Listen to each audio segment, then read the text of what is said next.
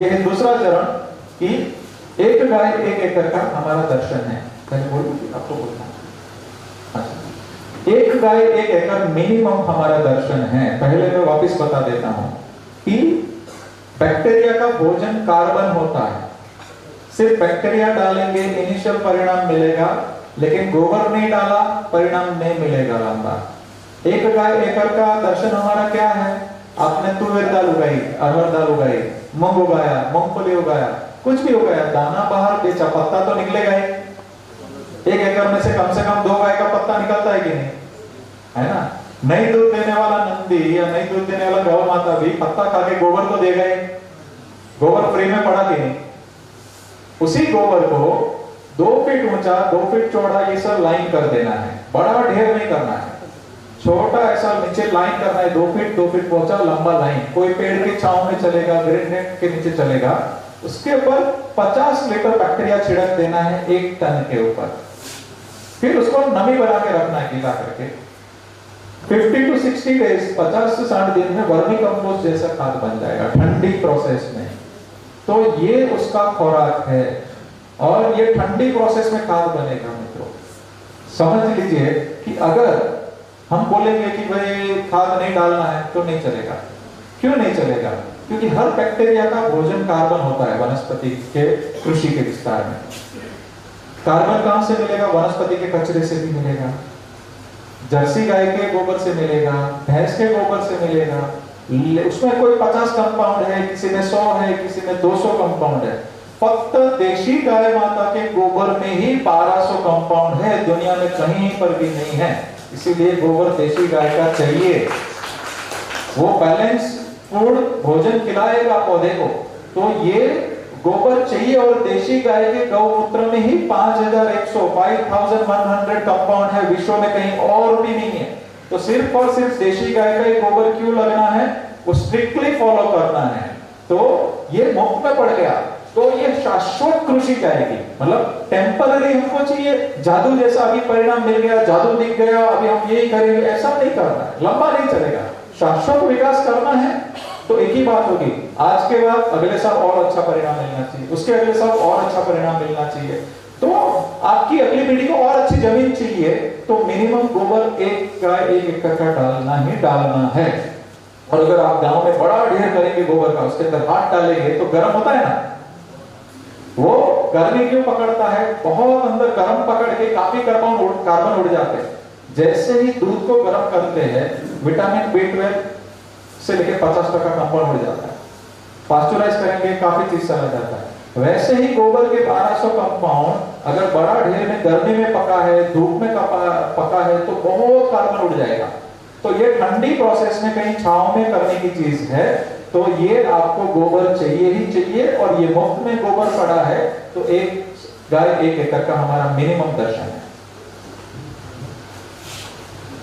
गो उಳಿದರೆ ನಾವು ಇದ್ದೇವೆ, गो ಇಲ್ಲದ್ರೆ ಕೃಷಿ, गो ಇದ್ರೆ ಕೃಷಿ, गो ಇಲ್ಲದೆ ಕೃಷಿ। ಸಾವಯವ ಕೃಷಿಗೆ ಮುಖ್ಯ ಬೆನ್ನೆಲುಬು ಅಂದ್ರೆ ಗೋ। ಈ ಗೋಕೃಪಾ ಅಮೃತ ಗೋವಿನ ಸೆಗಣಿಗೆ ಕೆಲಸ ಮಾಡ್ತಾರೆ।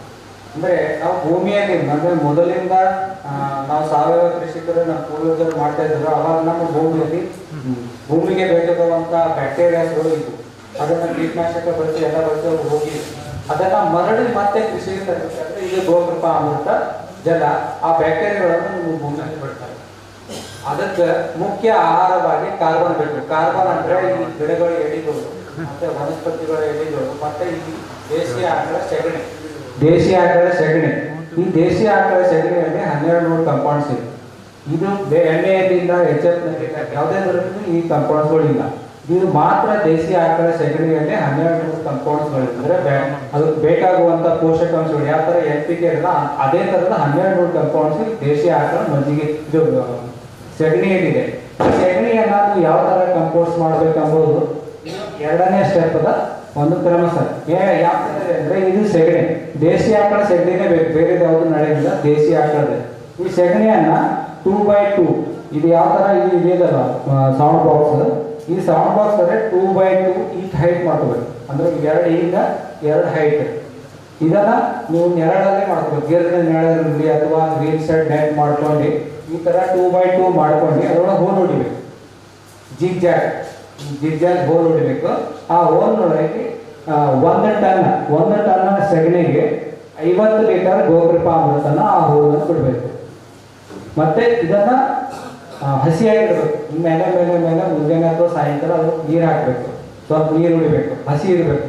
ಇದು 45ರಿಂದ 60 ದಿವಸ ಒಳಗೆ ಯಾವ ತರ ಕೈ ಏನಿದೆಲ್ಲ ಚಾಪತ್ತಿ ಟೀ ಪುಡಿ ಆ ತರ ಇದು ಪುಡಿ ಆಗುತ್ತೆ. ಯಾವುದೇ ತರದ ನೀವು ಒಳಗೆ ಎರಡು ತಂದು ಹಾಕೋಂಗಿಲ್ಲ, ಮಾರ್ಕೆಟ್ ತಂದು ಹಾಕೋ ಅವಶ್ಯಕತೆ ಇಲ್ಲ. ಅದರೊಳಗೆ ಸ್ವತಃ 7 ದಿವಸದೊಳಗೆ ಇದು ಎರೆಹುಳುಗಳು ತಯಾರಾಗ್ತವೆ.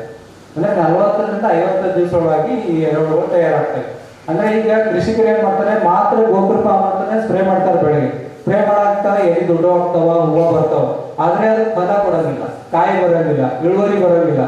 ಆದ್ರೆ ಅದು ಇಳುವರಿ ಬರ್ಬೇಕಾದ್ರೆ ಭೂಮಿಯಲ್ಲಿ ಇರುವಂತ ಇದು ಕಂಪೋಸ್ಟ್ ಮಾಡಿರುವಂತ ಗೊಬ್ಬರ ಅದಕ್ಕೆ ಭೂಮಿಗೆ ಬಿಡ್ಬೇಕಾಗ್ತದೆ. ಆ ಭೂಮಿಯಲ್ಲಿರುವಂತಹ ಕಂಪೋಸ್ಟ್ ಅನ್ನ ಈ ಬ್ಯಾಕ್ಟೀರಿಯಾಗಳು ಹೀರ್ಕೊಂಡು ಬೇರೆ ಮುಖಾಂತರ ಗಿಡಗಳಿಗೆ ಕೊಡ್ತವೆ. ಅವಾಗ ಏನ್ ಮಾಡ್ತಂದ್ರೆ ಪ್ರತಿಯೊಂದು ಹೂವು ಕಾಯಿಯಾಗಿ ಪರಿವರ್ತನೆ ಆಗಿ ಇಳುವರಿ ಬರುತ್ತೆ. ಅಂದ್ರೆ ದೇಶೀಯ ಆಕಳದ ಬ್ಯಾಕ್ಟೀರಿಯಾ ಒಂದೇ ಇಲ್ಲ, ಬ್ಯಾಕ್ಟೀರಿಯಾ ಜೊತೆನೆ ದೇಶೀಯ ಆಕಳ ಸೆಗಣಿ ಬೇಕು. 1 ಎಕರೆ 1 ಆಕಳ ಇದು ಫಾರ್ಮುಲಾ ಇದೆ. ये मैं मिनिमम क्वांटिटी बताया हूँ, ज्यादा आपकी मर्जी। मिनिमम क्वांटिटी मतलब जैसे 1 गाय 1 एकड़ बता रहा हूँ, आपने ज्यादा उत्पादन लेना है, अगर वही 2 एकड़ भूमि है उसके अंदर 5 एकड़ का उत्पादन लेना है तो 5 गाय का गोबर डालिए 1 एकड़ में, 5 गुना बैक्टीरिया अप्लाई कीजिए। बट पद्धति ये रखना है, क्योंकि एकदम ताजा गोबर जाएगा तो अलग प्रक्रिया होगी कृषि के अंदर। इससे कंपोस्ट करके डालना है और कभी धूप में खाद नहीं डालना है। अगर एकदम धूप है, गर्मी का सीजन है, हमने खेत में खाद डाल दिया, उसके काफी कार्बन उड़ जाएंगे। तो हमेशा बुआई के 10 दिन 5-7 दिन पहले जब नमी बन जाती है तभी रखना है। हो सके गुजरात में काफी किसान ऐसे कि कपास लगाते तो उसी लाइन में गोबर डालते हैं, पूरे खेत में नहीं डालेंगे, तो क्या जिसको चाहिए उसी को मिलेगा। तो ऐसे 20-20 साल से किसानों ने मेंटेन करा हुआ है। तो खाद आपको कभी भी धूप में नहीं डालना है, उसका कार्बन उड़ेगा। वो छांव में ही बनाना है, छांव में ही रखना है, और हो सके तो डाल के तुरंत उसके ऊपर मिट्टी लग गया तो ज्यादा पूरे साल तक वो अच्छे से प्रभावी ढंग से परिणाम देगा। ನಮ್ದು 1 ಎಕರೆ 1 ಆಕಳ ಅಂತ ಹೇಳಿದ್ವಿ. ಅದನ್ನು 2 ಮಾಡ್ಬೋದು, 5 ಮಾಡ್ಬೋದು, ಒಂದೇನು ಕಂಡೀಷನ್ಸ್ ಇಲ್ಲ. ಈ 1 ಆಕಳ 1 ಎಕರೆ ಅಂತಂದ್ರೆ ನೀವು ಎಷ್ಟು ಅದು ಕಂಪೋಸ್ಟ್ ಮಾಡಿ ಸಗಣಿ ನೀವು ನಿಮ್ಮ ಭೂಮಿಗೆ ಬಿಟ್ಟಿರಿ ಅಷ್ಟು ನೀವು ಇಳುವರಿ ಪಡಿಬೋದು. ಅಂದ್ರೆ ಜಾಸ್ತಿ ಏನು ಹೆಂಡೆ ಹಾಕಿದ್ರೆ ಏನಾಗ್ತದೆ, ಅದು ಕಂಪೋಸ್ಟ್ ಆಗುವಂತ ಬ್ಯಾಕ್ಟೀರಿಯಾ ಹೊಲದಲ್ಲಿ ಸಿಗೋಂಗಿಲ್ಲ. ಏನಾಗ್ತದೆ ಆವಾಗ ಬೆಳೆ ಒಣಗಲಕ್ಕೆ ಚಾಲು ಆಗ್ತದೆ, ಅದು ಕಂಪೋಸ್ಟ್ ಆಗಲ್ಲ, ಅದು ನೆನ್ಮೇಲೆ ಹಂಗೆ ಹೆಂಗೆ ಇರ್ತದೆ.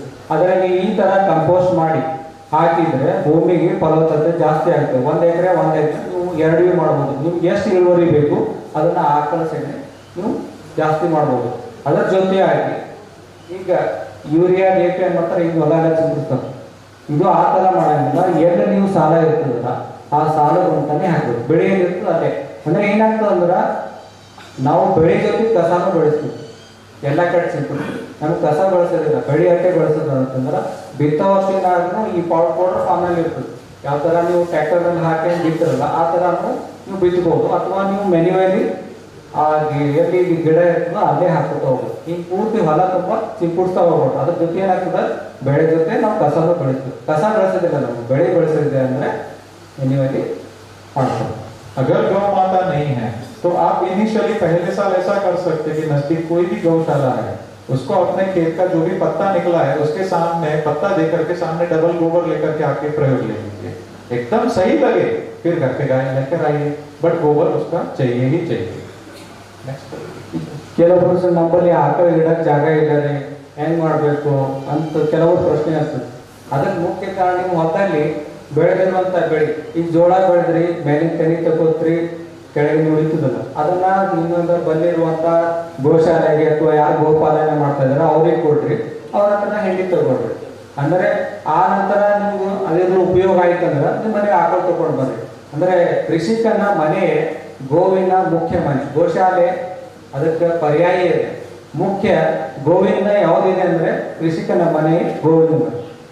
लेना है 100 या 1.5 25-50 टका और उत्पादन लेना है तो आपके खेत के आजू बाजू में गोबर गैस प्लांट लगा सकते हैं। गोबर गैस प्लांट की स्लरी के पहले और बाद में बैक्टीरिया के साथ बहाने से अति सुंदर परिणाम मिलता है, क्योंकि लाइव फॉर्म में सारा रहता है। और उसी के अंदर अगर गोबर गैस नहीं है, आपके पास व्यवस्था नहीं है आर्थिक, तो कोई छांव में जहां से आपका पानी बहता है वहां पे गड्ढा करके प्लास्टिक बिछा दीजिए और लाइव गोबर डालिए और उसी के अंदर बैक्टीरिया और पानी भर भर के अंदर कर दीजिए। 30 से 20 दिन के अंदर ही वो ठंडा पड़ जाएगा। फिर जब भी पानी बहता है उसके साथ वो बहा दीजिए और अति सुंदर परिणाम मिलेगा। तो वो गोबर डालने के बजाय उसके पूरा साल आपका गोबर उसके द्वारा चलता जाएगा। अगर ड्रिप उपयोग करते हैं तो ये मड पंप के द्वारा आपके खेत में बारी बारी आप उसको ड्रेंचिंग कर सकते हैं, तो उससे और सुंदर परिणाम और गति से परिणाम मिलेगा, बहुत फ्रूटफुल परिणाम मिलेगा। ಈ ಕಂಪೋಸ್ಟ್ ನಮ್ಗೆ ಮಾಡೋಕ್ಕಾಗಲ್ರಿ, ನಮ್ಮ ಮನೆ ಬಯೋಗ್ಯಾಸ್ ಅದ, ಅದಕ್ಕೆ ಹ್ಯಾಂಗ್ ಮಾಡೋದು? ಇದು ದೇಸಿ ಆಕಳ ಸೆಗಣಿ, ಇದಕ್ಕೆ ನಾವು ಬಯೋಗ್ಯಾಸ್ ಇರ್ತಲ್ಲ ಬಯೋಗ್ಯಾಸ್ ಒಳಗೆ ಹಾಕಿ ಅದಕ್ಕೆ ನೀವು ಸ್ಲರಿ ರೂಪ್ನಾಗ ನೀವು ಬಡ ಹಾಕೋ ಹೊತ್ತಿನಾಗ ಬ್ಯಾಕ್ಟೀರಿಯಾ ಅಪ್ಲೈ ಮಾಡ್ಬೇಕು, ಅಥವಾ ಸ್ಲರಿ ಹೊರಗೆ ಬರ್ತಿಲ್ಲ ಆ ಸ್ಲರಿ ಒಳಗೆ ಅದನ್ನ ಬ್ಯಾಕ್ಟೀರಿಯಾ ಹಾಕಬೇಕು। 30 ದಿವಸದೊಳಗೆ ಅಲ್ಲಿ ಕಂಪೋಸ್ಟ್ ಆಗುತ್ತೆ।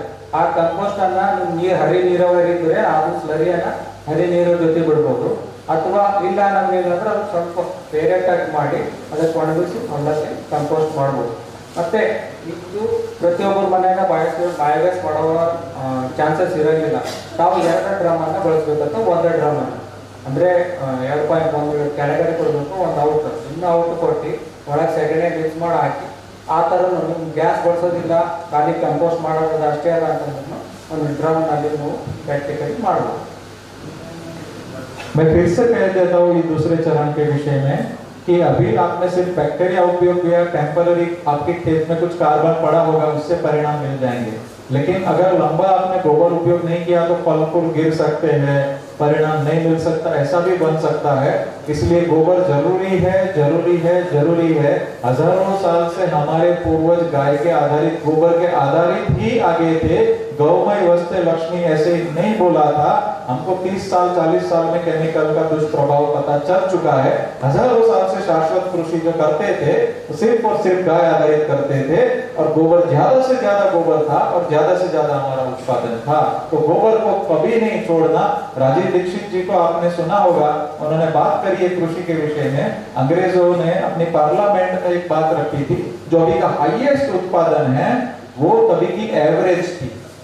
तो कुछ ना कुछ हमारी मिस्टेक है, कुछ ना कुछ गलती है कि जिसकी वजह से वो परंपरा हम भूल चुके, कुछ ना कुछ गैप हो गया। पर उस समय जो अपना एवरेज उत्पादन जो अभी का हाईएस्ट जितना है वो वापस हम पहुंच सकते हैं। तो बिल्कुल राजीव जी जैसे देशभक्त को अगर सच्चा श्रद्धांजलि देना है तो ये जमीन पे उतार के गोबर को वापस डाल के शाश्वत कृषि हमें करना पड़ेगा।